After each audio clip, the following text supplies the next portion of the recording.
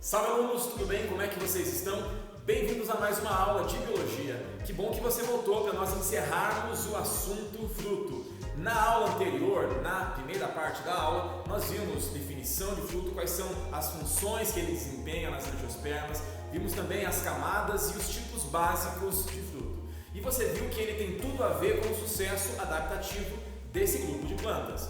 Nessa aula veremos alguns casos especiais. Frutos partenocárpicos, que são frutos sem semente, formados sem fecundação, e os frutos falsos, que são frutas cuja parte comestível não vem do ovário da flor. Portanto, quem entender esse assunto, bora lá, vem comigo.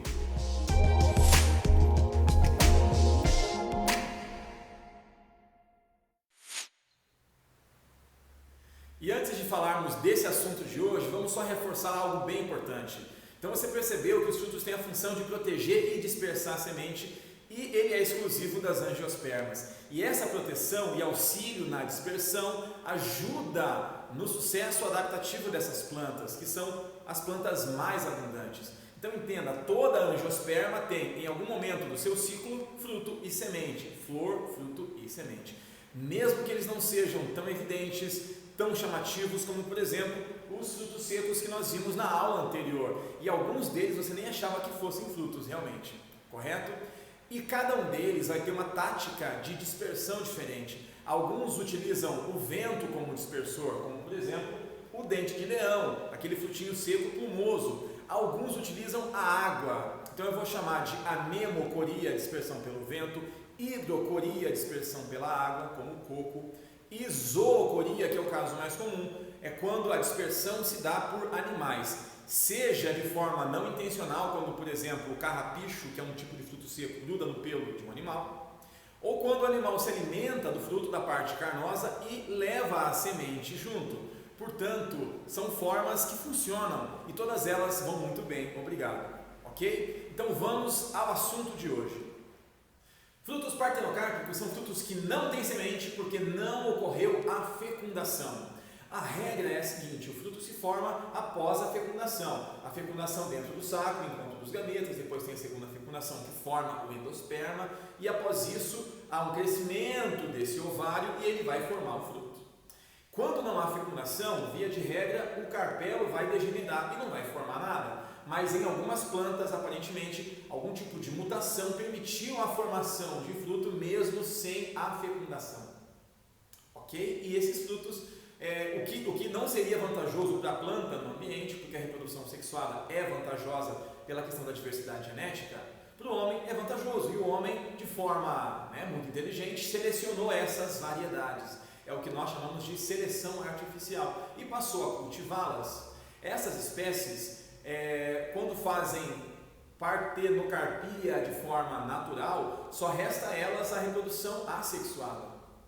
E o homem consegue induzir de forma artificial, através de hormônios, também outros casos de partenocarpia. Vou dar exemplos naturais para você. O mais conhecido é a banana. A banana é uma planta mundialmente consumida e a banana não tem semente. Aquilo que você vê dentro da banana, que é um tipo de baga modificada, são os óvulos que não vingaram, são os óvulos degenerados, eles regrediram porque não houve a fecundação. Portanto, sem fecundação, sem semente. Portanto, você pode pensar, então toda banana é partenocárpica. Aquelas que nós consumimos sem semente, sim, mas existem variedades que são selvagens, que têm o processo natural de reprodução sexuada e que contêm sementes. Veja aí na imagem, beleza? Está aí para você, tá bom? Então o fato de não ocorrer a fecundação seria um entrave à reprodução, mas nessas plantas o processo continua e o fruto se forma de forma partenocárpica. Parteno significa virgem,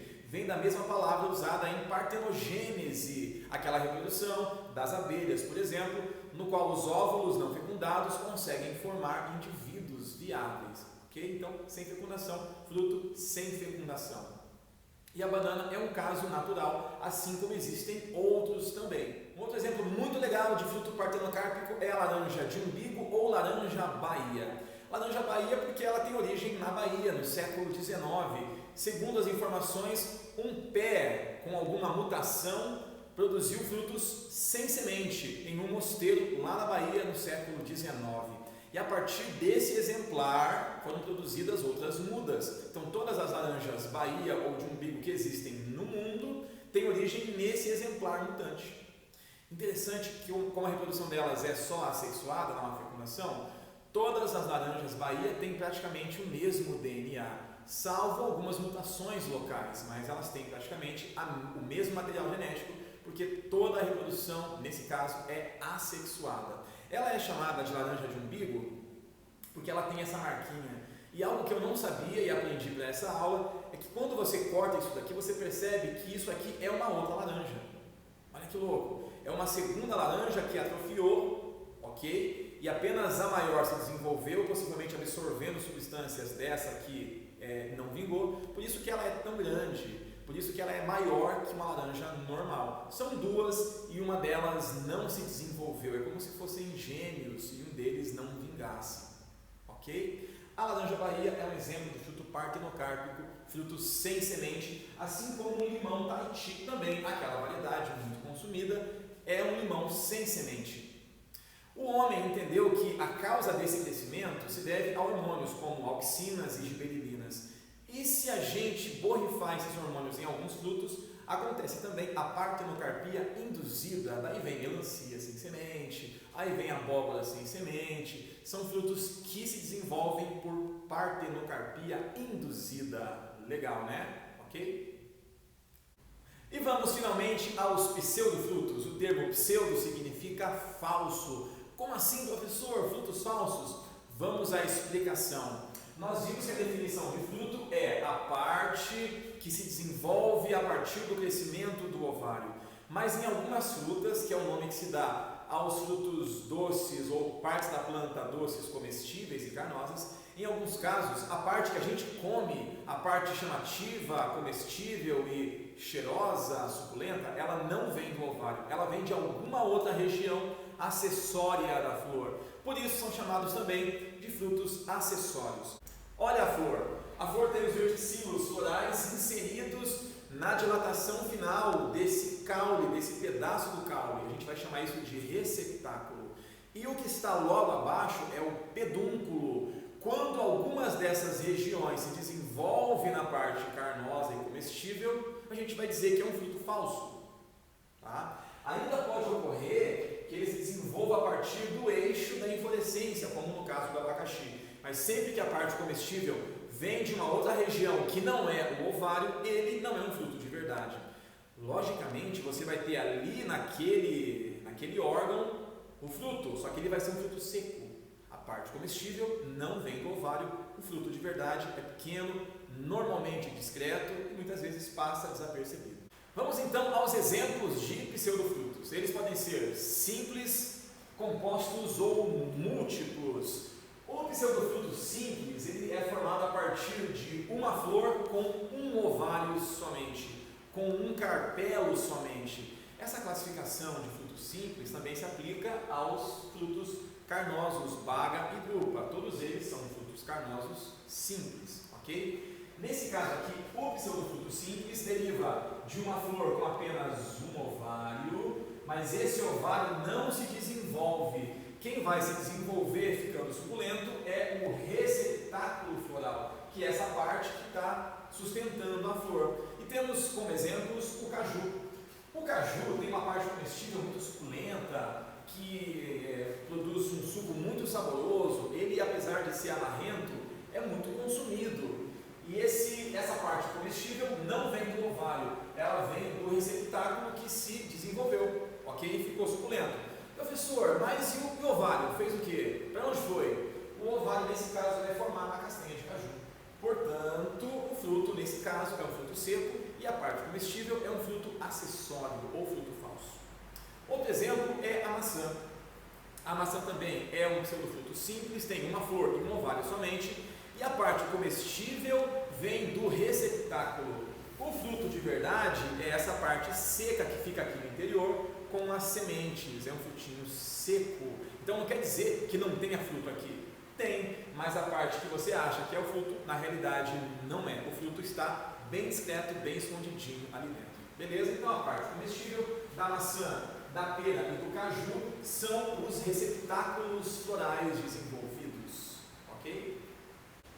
E chegamos a um dos mais desejados, um dos favoritos, que é o morango, que é um exemplo de pseudofruto composto. Eu vou chamar de composto quando o fruto falso vem de uma flor que contém muitos carpelos. Nesse caso, você vê na imagem apenas uma flor, um receptáculo e muitos carpelos ali. Nesse caso do morango, quem se desenvolve não são os ovários, sim é o receptáculo floral que vai envolver todos os carpelos. Portanto, essa parte, olha só, comestível, linda, cheirosa e muito saborosa, ela vem do receptáculo floral. Professor, cadê o carpelo? Cadê os frutinhos de verdade? São esses pontinhos que você vê aqui no morango, que eu pintei de preto na imagem aqui. Nesse caso são amarelinhos, esses são os frutos secos, são frutos verdadeiros. Existem então nesse caso muitos ovários que vão formar esses frutículos do morango, que é um pseudofruto composto, ou também chamado de agregado. E outro exemplo disso é a framboesa. Uma flor, muitos ovários envolvidos pelo receptáculo que se super desenvolveu, que hipertrofiou, tá bom? E finalmente, os frutos falsos múltiplos. Múltiplos por quê? Porque eles derivam de muitas flores formando uma inflorescência. Inflorescência é um conjunto de flores no mesmo ramo. E esse ramo é o cabo, é o pedúnculo da inflorescência. No caso do abacaxi, se você já observou flor de abacaxi, você tem um cabo e muitas florezinhas pequenas nesse cabo. Nesse caso, quando ocorre a fecundação, quem vai crescer, quem vai se desenvolver e ficar suculento é esse cabo da inflorescência. E os ovários fecundados vão dar origem ao quê? Ao que nós chamamos de frutículos. Aquilo que a gente descarta quando descasca o abacaxi, aqueles são os frutos secos, verdadeiros. Porque a parte comestível, inclusive muito suculenta e muito saborosa, vem desse pedúnculo, ou desculpa, desse eixo, esse cabo da inflorescência. É um pseudofruto múltiplo, muitas flores reunidas, formando uma infrutescência. Tudo bem? A parte comestível não vem do ovário, por isso é um fruto falso. Outros exemplos, o figo e a amora. Então entenda, em cada caso existem os frutos que são pequenos e secos e a parte comestível não vem do ovário da flor. Ok, gente? Alguma dúvida sobre esse assunto? Se você tiver alguma dúvida, pode colocar aí nas perguntas, nos comentários. E muito obrigado pela sua presença. Tamo junto e até a próxima aula. Valeu!